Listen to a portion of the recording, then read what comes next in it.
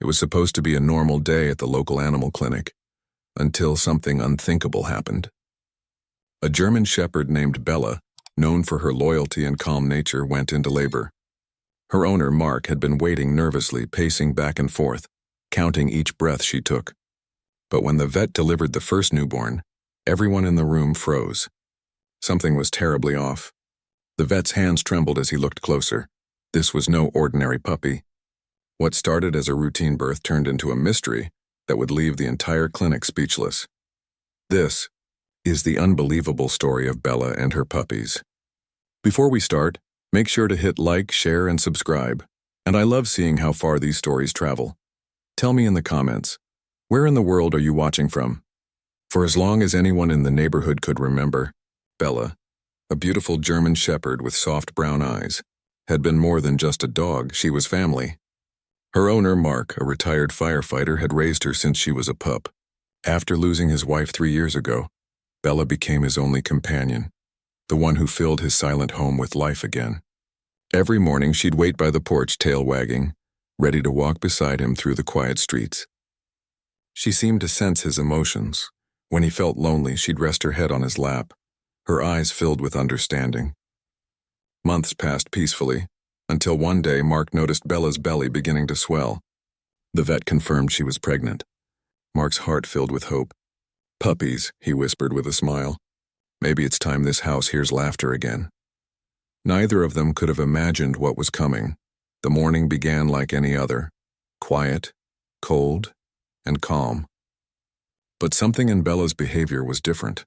She refused to eat, pacing in circles near the kitchen door, letting out soft whimpers. Mark immediately knew it was time. His heart raced as he gently stroked her head. "It's okay, girl. I'm here." He wrapped her in a blanket and rushed to the nearby animal clinic, the one he trusted most. Inside, Dr. Sarah and her assistant quickly prepared the delivery room. The steady hum of machines filled the air as Bella lay on the table, breathing heavily but calm, her eyes searching for Mark's reassuring face. Everything appeared normal, the vital signs, the rhythm of her breathing. But when the contractions began, something in the room shifted. Dr. Sarah exchanged a nervous glance with her assistant. Something didn't feel right. Minutes felt like hours inside the quiet clinic. The rain tapped gently against the window as Dr. Sarah guided Bella through her first delivery. Mark stood close, his hands trembling slightly as he whispered words of comfort. Then a soft cry filled the room. The first newborn had arrived. But instead of relief, confusion spread across everyone's faces. The tiny newborn looked unusual.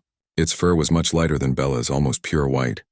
Its nose was smaller, its paws oddly shaped. Dr. Sarah frowned and gently cleaned the newborn, studying its features. "That's strange," she murmured under her breath. Mark stepped closer, his voice shaky. "Is something wrong with the puppy?"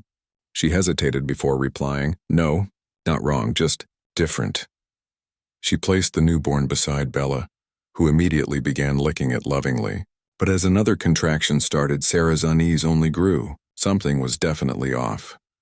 Within minutes, Bella gave birth to another, then another. But each newborn looked stranger than the last. One had an unusually short snout. Another had ears that stood too tall, shaped almost like tiny triangles. The staff exchanged worried glances while Mark's face turned pale. "They don't look like her other puppies," he whispered, his voice shaking. Dr. Sarah nodded slowly, her brow furrowed.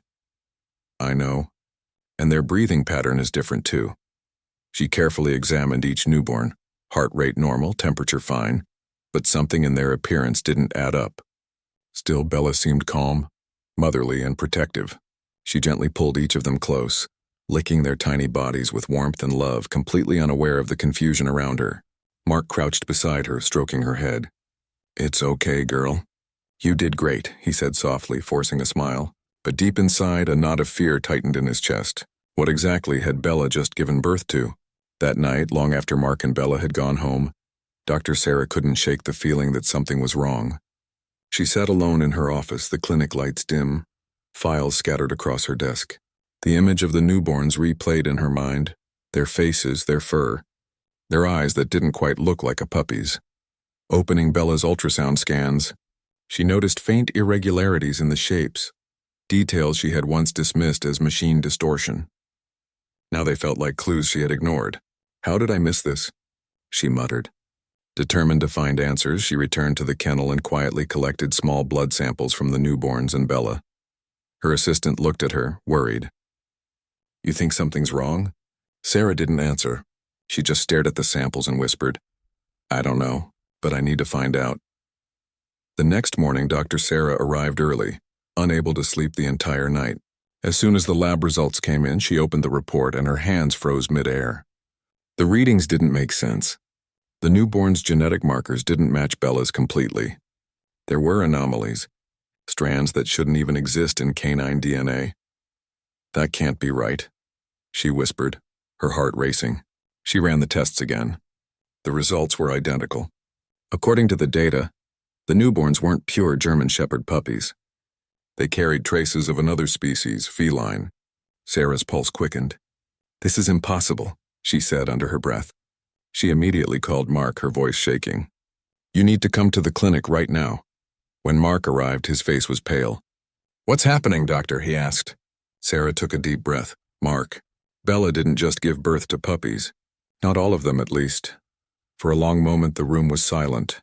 Mark stared at Dr. Sarah, confused. "You're saying my dog gave birth to cats?" he asked in disbelief. Sarah shook her head gently. "Not exactly. Let me explain." She showed him a report from the local shelter. Weeks earlier, a stray pregnant cat had been brought in from Mark's neighborhood but didn't survive delivery. The tiny kittens were missing. Mark's eyes widened as the memory returned. Bella had disappeared from the yard that same night and came back hours later, her fur covered in mud. Sarah smiled faintly. She must have found those kittens and cared for them alongside her own litter.